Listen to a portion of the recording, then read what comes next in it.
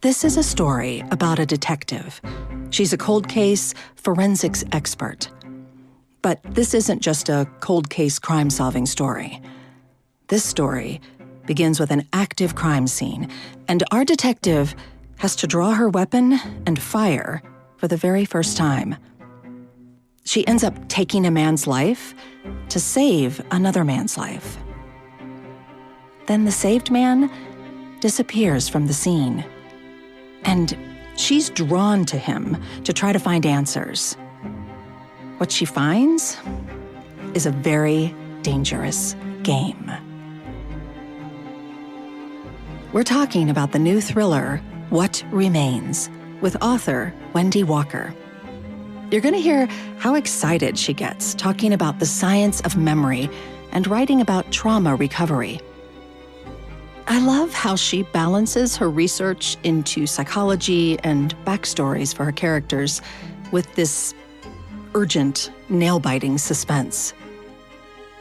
You're also going to hear her thoughts about her narrators, Gabra, Zackman, and Peter Ganim, who dramatically and subtly deliver the clues in the audiobook for What Remains. That's all coming up on this Desideratum.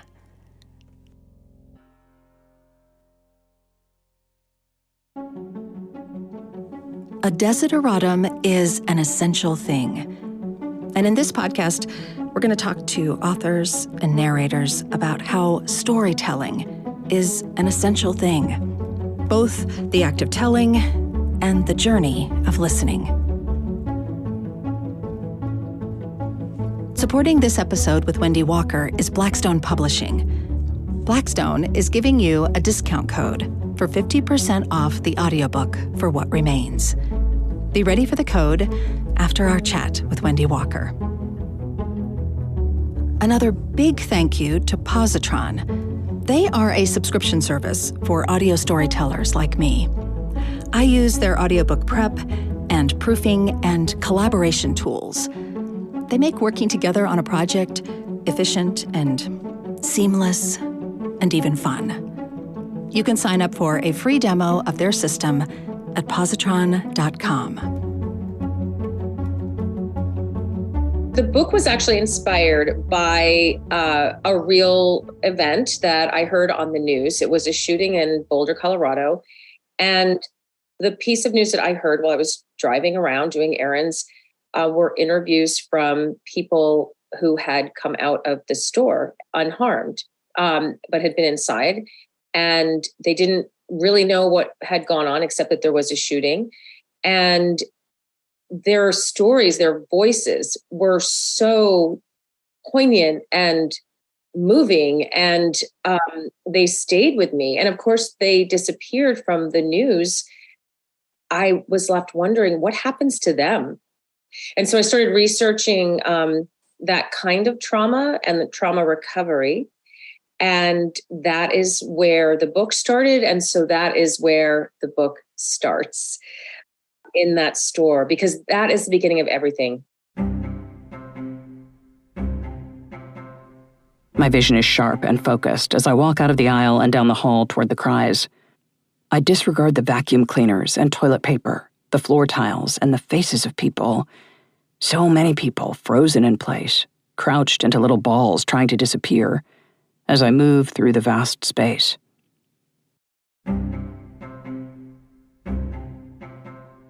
And that's what you do in this first scene. You put us with Elise. We are in the store.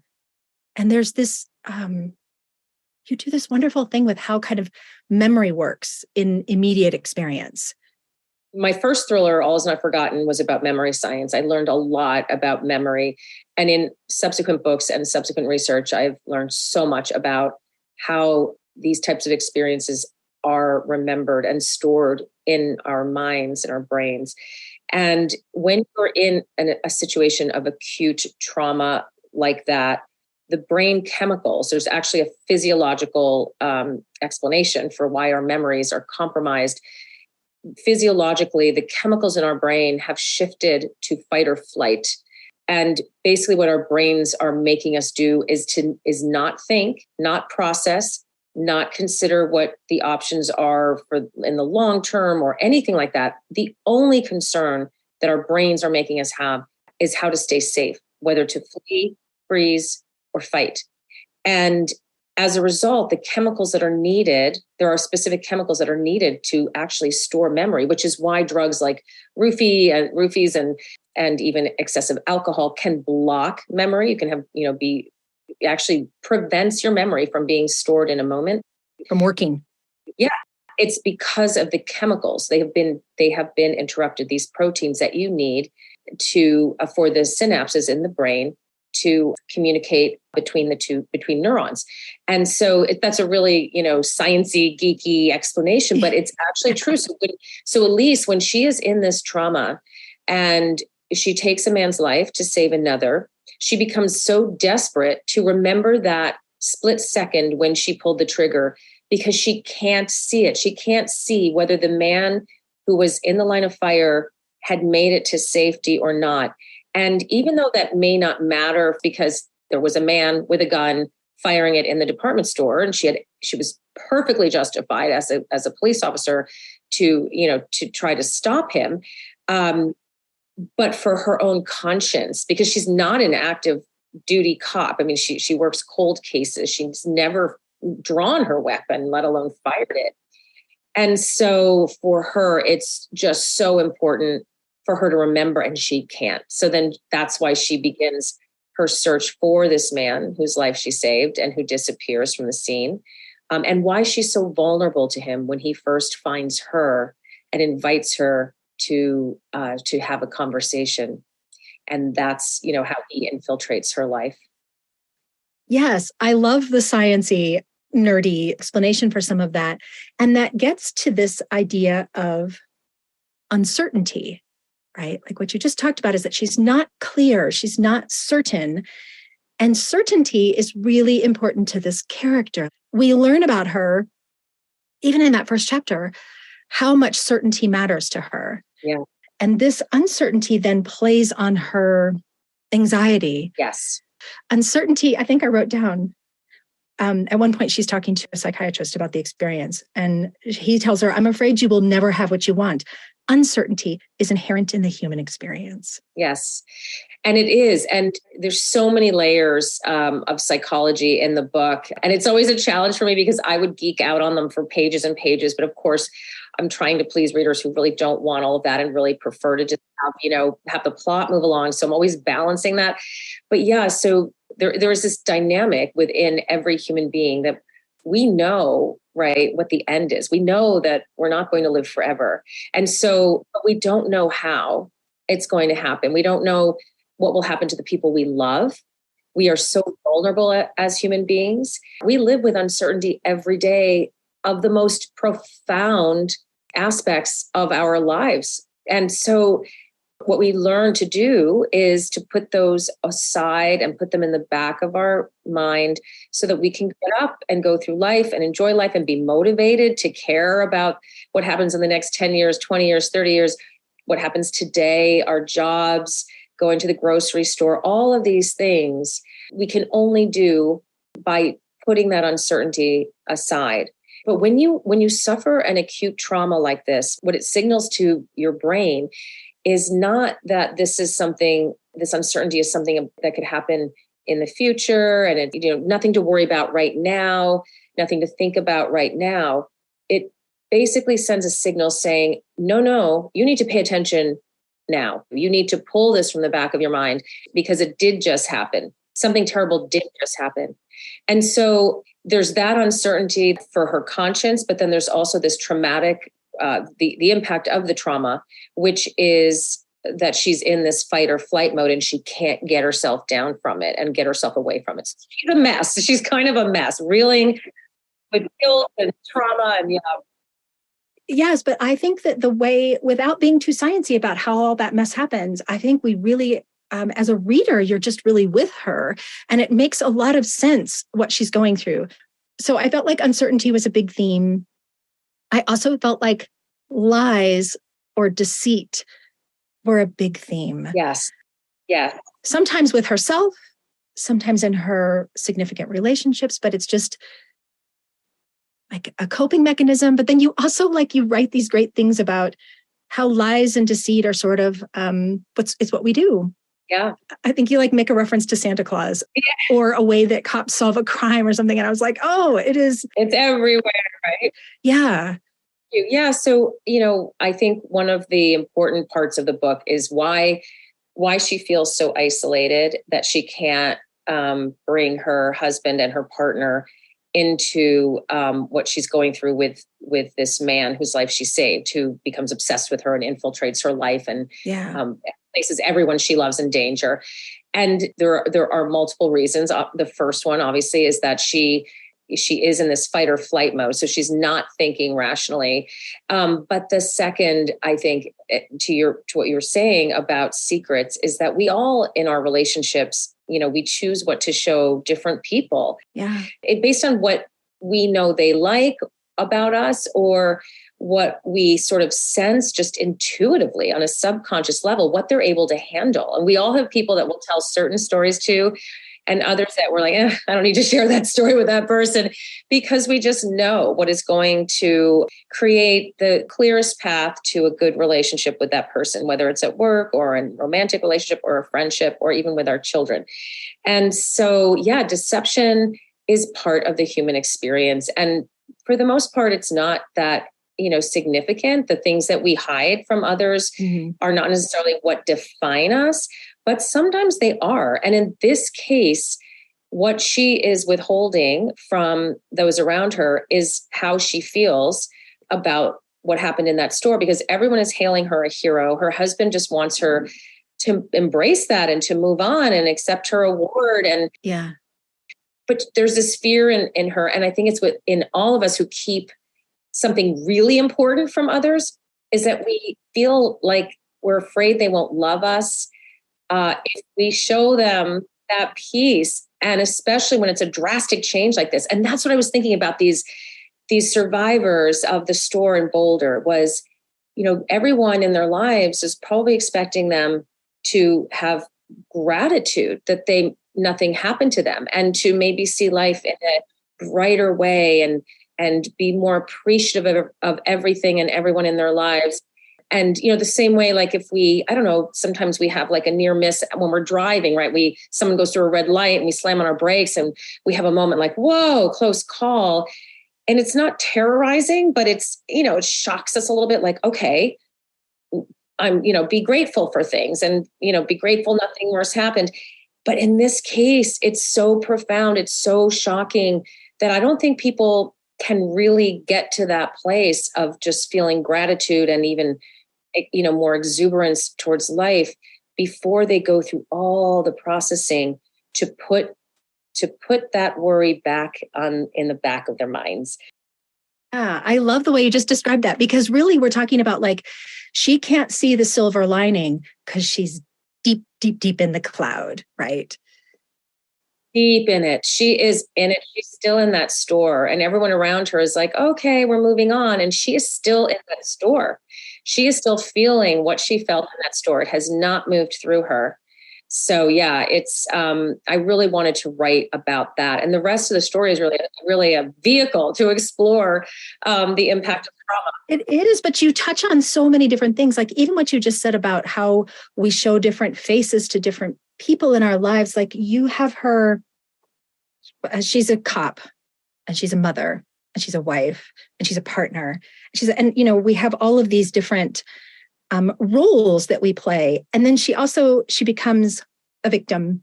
She's also then an assailant. Yes. And I think you're just playing with the complexity of all of those roles that we're all I think that's the part of it that was very relatable, even though we're talking about this enormous thriller story, but it's very, there's a lot of empathy there.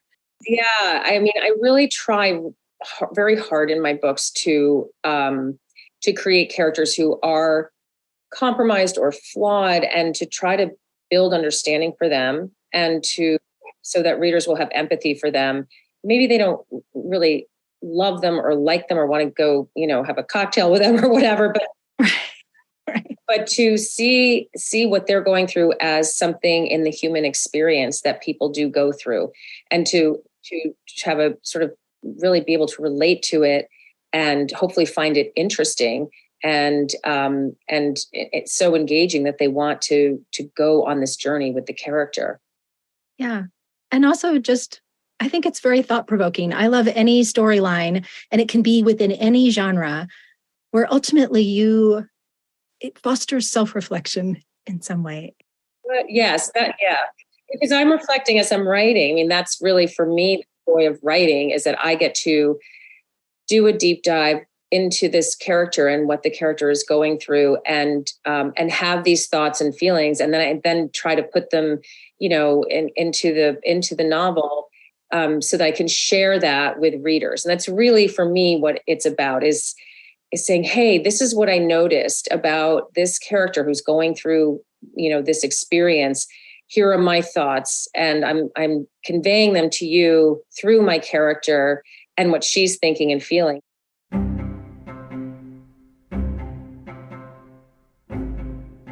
The screams that follow the second round of shots stop, their echoes bouncing off the walls and the sky-high ceiling before yielding to silence. I hear movement at the far end, the one that leads to a door with a sign, "Employees only." A young woman is on her hands and knees, her face taut, hair spilling over her eyes. She wears a brown and white uniform. She crawls across the floor, sees me, and stops, leaning back on her heels. She puts her hands in the air and whimpers. I realize then that I am in plain clothes, that I'm holding a gun, that it's pointed in her direction. I release my left hand and pull the edge of my jacket away from my waist so she can see my ID, and she seems to understand. She slowly rises, pointing to the place where the gun fired and the screams echoed, and I nod. Then she swipes a keycard and opens the door. I expect her to slip inside and lock it behind her, but she waits, waving to people I don't see until they emerge from hiding in the aisles on either side of mine. She waits for them to follow, leading them to safety.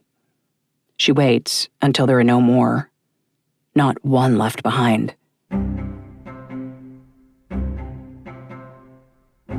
So what did you think about the audio performance? Like when you're writing, do you hear the story or do you read out loud to yourself at all? Like, is the oral storytelling part of you or not? I do sometimes read aloud, not usually. Sometimes I just find myself doing it, but I also write for Audible and I write fully scripted pieces for them. So when I'm writing those, I'm very aware of how it will be read and listened to. When I'm writing a novel, I don't really think about it, to be honest. I think about how it will be consumed on a page or, screen. But they do send me sample voices for people they're considering for the audiobook. And Peter and Gabra were just hands down the right fit for these characters. And Gabra really captures Elise's grittiness. She gets kind of badass in the book and tough. And she's also going through trauma. So she's very, fierce. And that required a certain type of voice and performance quality, I think, to kind of get across the urgency in her voice. That urgency or fierceness. Yeah, I thought she nailed it. I don't know how you did this, but there were a couple of times where I got it. I understood why she was doing what she was doing. And then there were a couple other times I was like, don't do this. Like, don't do that. Yeah. Right. Like, I think you're toying with your reader's emotions a little bit. And the audio version, just that urgency or fierceness. Yeah, I thought she nailed it. Yeah, she was great. And Peter really needed to be, because we don't know, he's narrating this sort of secondary point of view that comes in every few chapters. And we don't know who's speaking, who's telling us that story until the end of the book. And so he needed to be very neutral and not have a ton of personality, but just sort of be factual. And I wrote it that way. I mean, there are little pops where he'll say something a little off color. And okay, this is a person with a personality, but it couldn't be too strong because I didn't want people guessing. And I didn't want people that, trying to match the voice with the personalities in the other narration. So yeah, it was really tricky to find the right person for that. I mean, they both did an amazing job. They really did. And it's so funny that you bring that up because that you didn't want people to guess. I remember at the point where I had an idea and I had to go back and read a couple of those and be like, wait, is that? So I don't know how you plotted that out to make that so successful. Oh, it was hard. I thought it was extremely successful. I loved it. Loved it. Thank you so much. I appreciate that. I appreciate it. You do bring, there is some elemental trauma and recovery insight in here. Yes. Yes.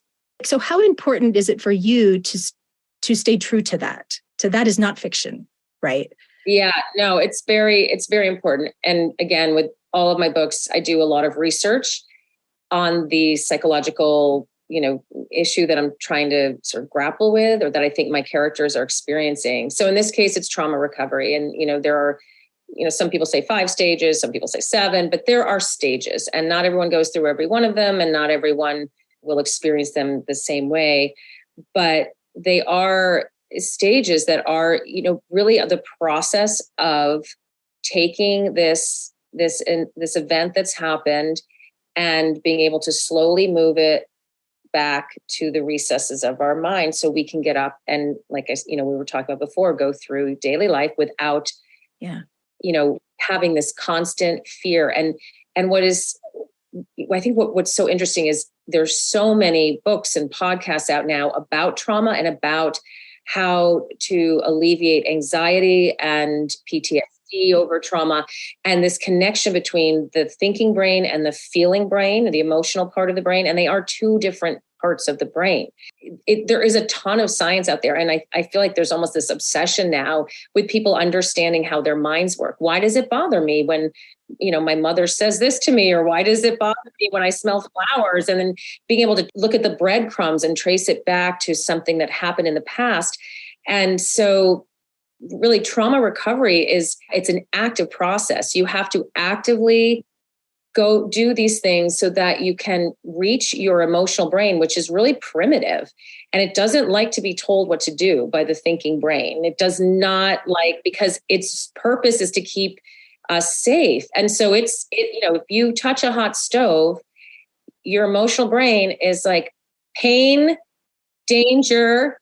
Okay, got it. And that's it. It's very primitive. So anytime you go by a stove, your emotional brain is like, yep, we know what that is. Stay away. No cooking for you. Uber Eats or whatever. You're not cooking. And your thinking brain is like, wait, why can't I go near this stove? Why do I have anxiety cooking? That's obviously a very small kind of example, but that's how it works. And so the process of being able to reach into your emotional brain and say, okay, we get it. You're keeping us safe. But not all stoves are hot. We've learned our lesson. We won't touch the hot stove again. It's good. We can there are ways to contain this danger, but you can't just say that to yourself, because the emotional brain does not listen. You have to find back doors to go in. And there are all these techniques that are so fascinating about bringing the memory back with all of the pieces, the emotional piece and the factual piece, and then talking it down from there. And cognitive behavioral therapy, all of that are techniques to sort of basically go through trauma recovery, even if it's such a small thing as having touched a hot stove. So, so when I was reading all of that, I found it so incredibly fascinating. I can tell. Yeah. Yeah, I know. I never know when I'm boring people. I'm like, okay, just tell me to be. Not at all. But I think it is, you can tell that it's something that you're passionate about. Yeah, because it affects all of us every day. Right. And I think people think they can put a pause button on it. Yes. Yeah, I think people think, well, I'll deal with that later. Right. And there's a way to put a pause button on it. But actually, even though the world is spinning and continuing on, you haven't paused it. Yes. You are still experiencing negative effects if you haven't allowed yourself to go through recovery. So she has dedicated her whole life. I think we learned that very early in the book. This is her life's work, what she does, and she's exceptional at it. And she becomes an educator in this field, right? She teaches an online course.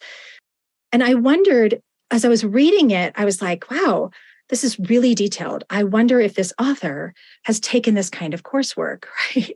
And then, of course, I look up and I read your bio, and I realize that while this main character has done this one thing her whole life, this is what her driving force has been, this has been her dream, this is what she executes in her life, that is not the case with you, that you have had a really wandering path to where we're meeting you today, right? Yeah, I think have reinvented myself over the years. Starting with when I was a competitive figure skater many years ago. And, I think what happens is when you have a big dream like that, when you're very young and then it doesn't come true.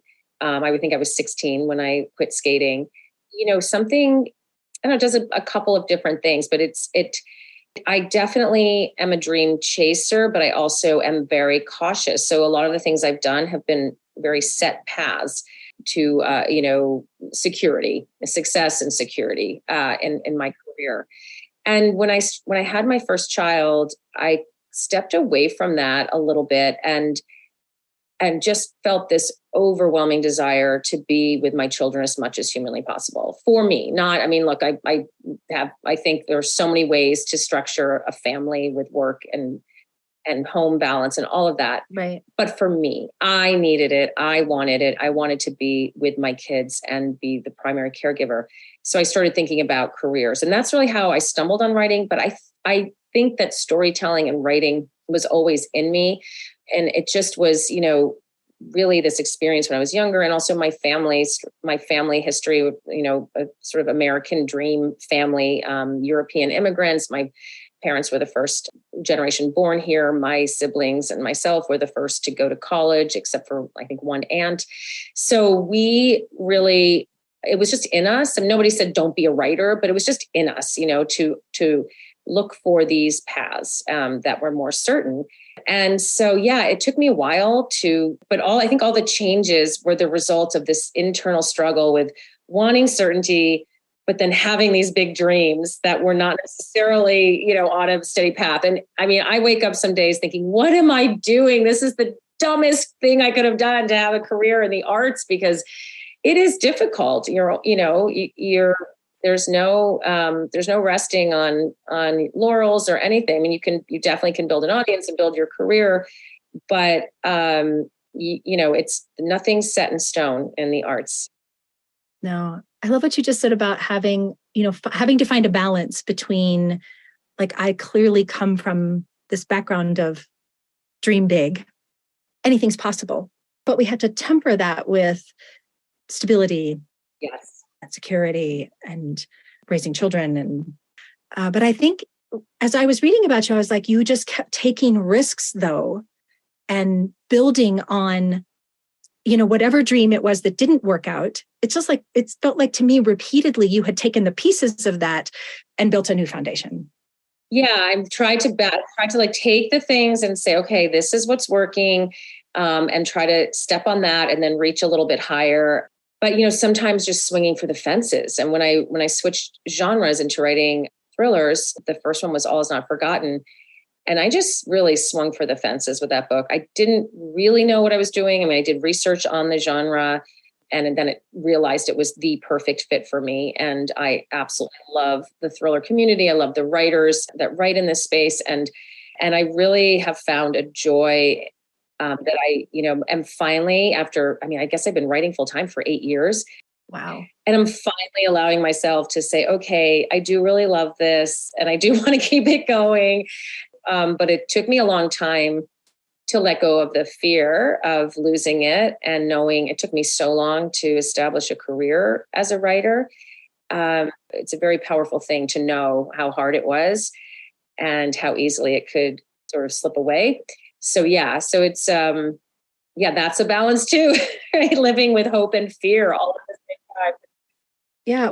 Was there anything that I didn't ask you about that you wanted to talk about? A little bit about the tall man, Wade.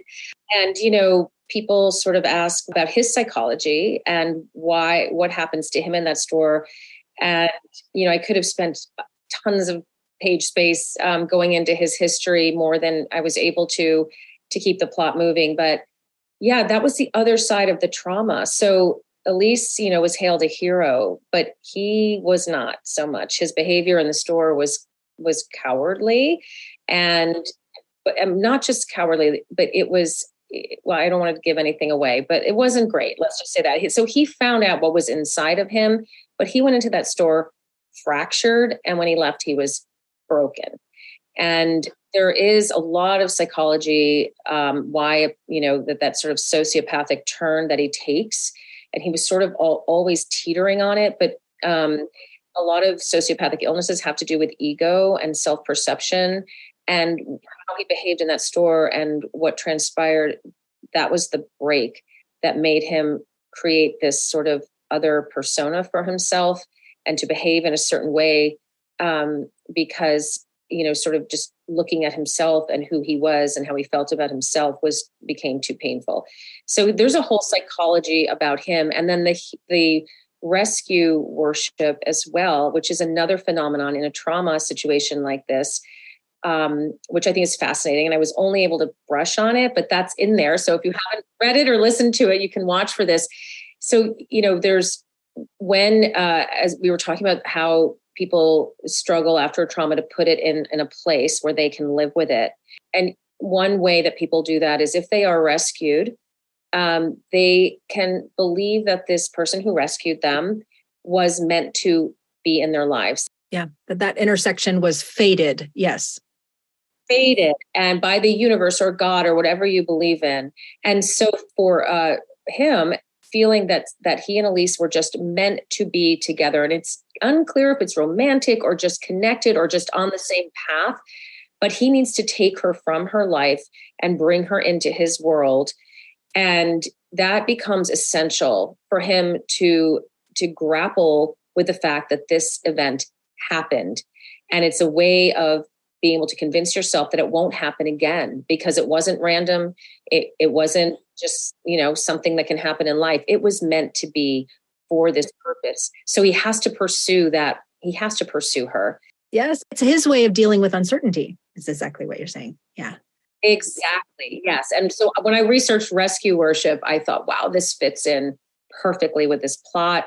And so I built his entire sort of backstory, and his personality are sort of constructed with that support beneath them, because I think that's really important too when you have a villain in a story, is to really support their psychology with real impacts. Truths.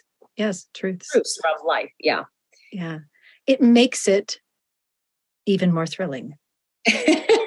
Well, good.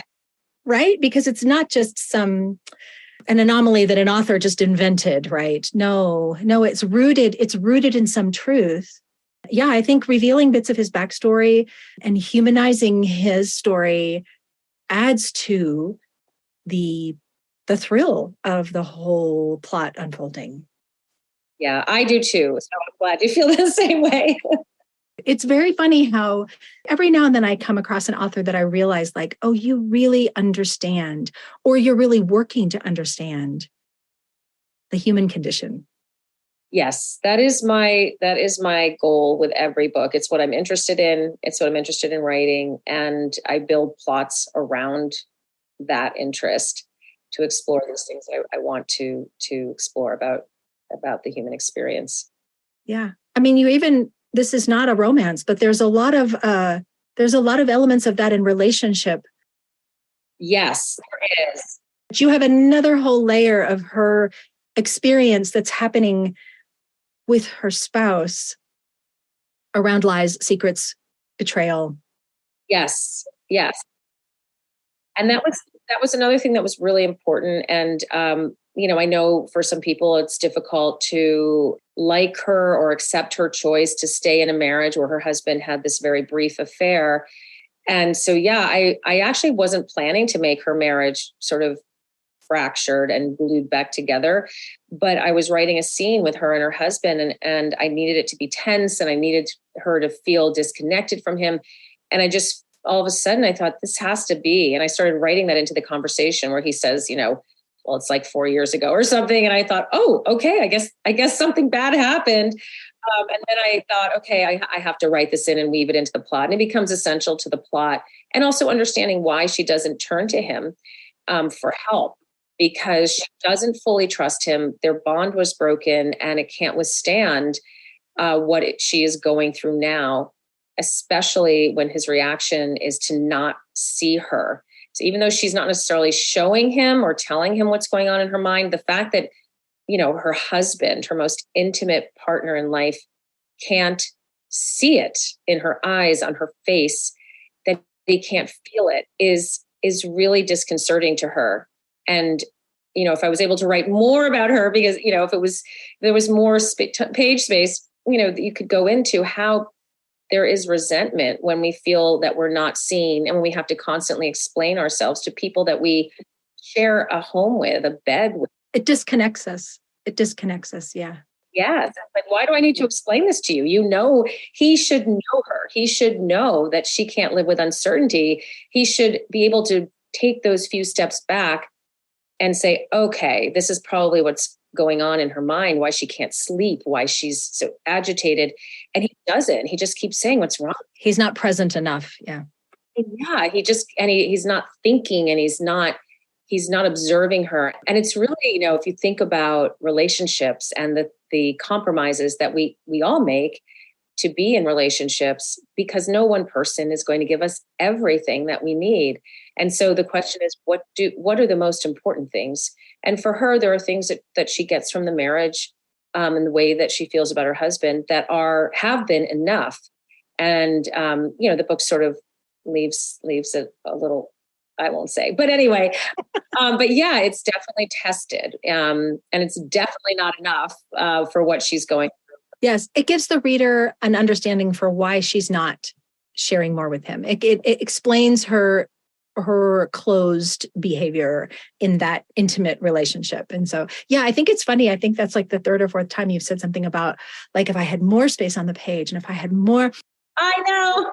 Right. Because I think what's really fascinating is that for you, it is a whole person, and everyone connected has also all this other backstory and all this other, like, you have to decide how much of this world your imagination can see you're going to edit down. Yes. To tell the most concise, most compelling story. Yes. And it is always a struggle to balance, the things that I want to include about the characters with the propulsive action that I'm also trying to create. And I recognize that it's a really big ask of a reader that you've thrown into this chaos, and they just want to know what happens. You've created the anxiety in them, and now you're asking them to slow down and hear about a childhood story so they can have more empathy for your character. And that's a big ask in a thriller. Well, I thought I might be the kind of reader that wants I want these little side elements. And that actually draws me further in, doesn't rush me through. Good. Yeah, I want to savor it. I want to live with these characters for longer. I want to be with them and feel what they're feeling, because there's something cathartic about it, right? Being immersed in their emotional turmoil, as well as the circumstances that I've put them in. For me, that's what I love about reading in general. I've been doing this podcast now for like 2 years, and I named the podcast Desideratum, which is a Latin word that means something that's essential. My parents, when I was growing up, had a poem that they hung on the wall called Desiderata, and it was just full of really lovely life lessons. The line that I think I've repeated the most often to my children is, do not compare yourself to others, or you'll become vain or bitter. For always there will be greater and lesser persons than yourself. Yes. But anyway, so when I was thinking about the podcast and what I wanted to contribute to the enormous podcast space, one of the things I wanted to be able to do was to talk to people about what's essential, right? Yes. And so I wanted to ask you, for you, and you can answer as a dreamer, a writer, okay, in any capacity you want. For you, if someone says, what do you think is essential? How do you answer? Oh my gosh. Wow. What is essential? I mean, I guess, for me, when I wake up in the morning, the first thing I do is check on my kids, because they're all young adults and out in the world. So that's through my phone. I'm like, okay, no news is good news. It's first thing that my kids are all right. Yeah.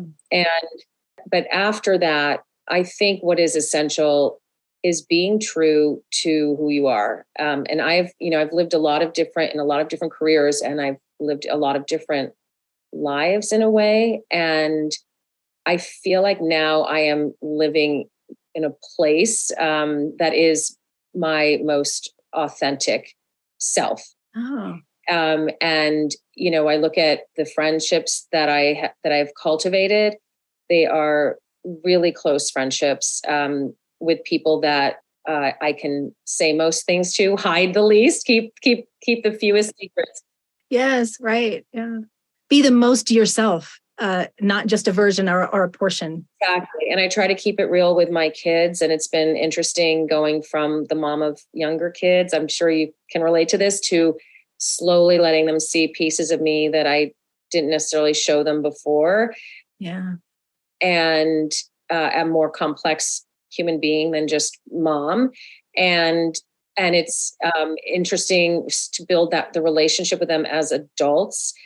And again, that's about authenticity. It's just 100% of my joy comes from being in the presence of people where I can be authentic. Yeah. I think it's, the least amount of hiding possible creates happiness. It allows us to really connect. And yeah, I was just thinking about this the other day. I was thinking about, some of the incredible friends I've made in the writing community, and the way that we can reconnect in a split second, even if years have gone by. People I see at conferences and the people I talk to every day, the joy that I feel when I see something in them that is true and that I can express to them, these things I love about them. And when they do that back and it's real, when I see or hear them say things about me that they appreciate and they're true, and I feel seen and validated, that experience to me is one of the most meaningful experiences that we can have as human beings.